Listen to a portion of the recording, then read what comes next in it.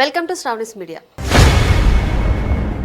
2 రోజులుగా ఏపీలో petrol diesel సరఫరా కొరత అంశం ప్రజలను భయపెడుతోంది.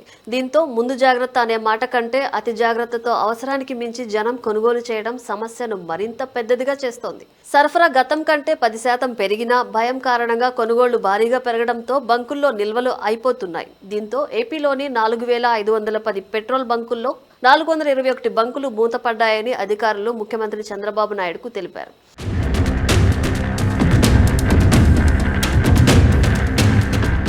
ఏపీలో డీజిల్ కొరత అనే విషయం ప్రతిపక్షాలకు అస్త్రంగా మారుతోంది.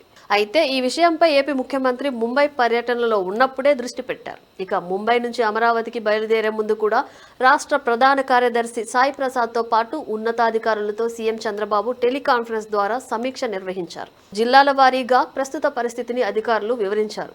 సాధారణ రోజుల్లో రోజుకు 6330 కిలోలీటర్ల పెట్రోల్, 9048 కిలోలీటర్ల డీజిల్ అమ్మకాలు జరుగుతుంటే శనివారం ఒక్కరోజే 10,345 కిలోలీటర్ల పెట్రోల్, 14,156 కిలోలీటర్ల డీజిల్ అమ్ముడయ్యాయి. అంటే సాధారణ అమ్మకాల కంటే ఒక్కసారిగా 50% పెరిగాయి.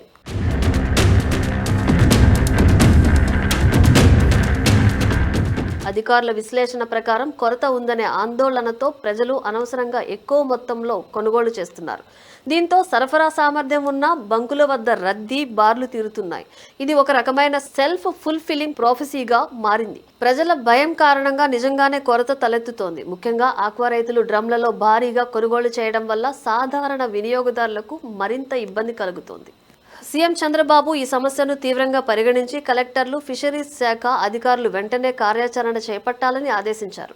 ఆక్వా రంగంలో డ్రమ్ కొనుగోళ్లపై ప్రత్యేక నియంత్రణ విధించాలని, ప్రభుత్వ శాఖలు తీసుకున్న చర్యలు, సమస్య పరిష్కారంపై నివేదిక ఇవ్వాలని సూచించారు. ప్రస్తుతం సరఫరా లైన్లు సాధారణ స్థాయికి చేరుకుంటున్నప్పటికీ ప్యానిక్ కొనుగోళ్లు కొనసాగితే మరిన్ని బంకులు మూసివేయాల్సి వచ్చే ప్రమాదం ఉంది. ఇది రవాణా, వ్యవసాయం, చేపల పరిశ్రమతో పాటు సాధారణ ప్రజల రోజువారీ జీవనం మీద కూడా ప్రభావం చూపుతుంది.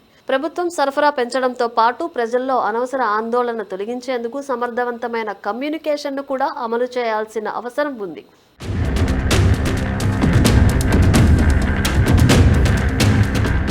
ప్రభుత్వం త్వరిత చర్యలు చేపట్టినప్పటికీ ప్రజల సహకారం లేకపోతే ఈ సంక్షోభం మరింత తీవ్ర రూపం తీసుకునే అవకాశం ఉంది. ప్రస్తుతం రాష్ట్రం సవాలుతో ఎదుర్కొంటున్న ఈ పరిస్థితి ఎంత త్వరగా సాధారణ స్థితికి చేరుకుంటుందనేది అధికారుల చర్యలు, ప్రజల సహకారంపై ఆధారపడి ఉంది.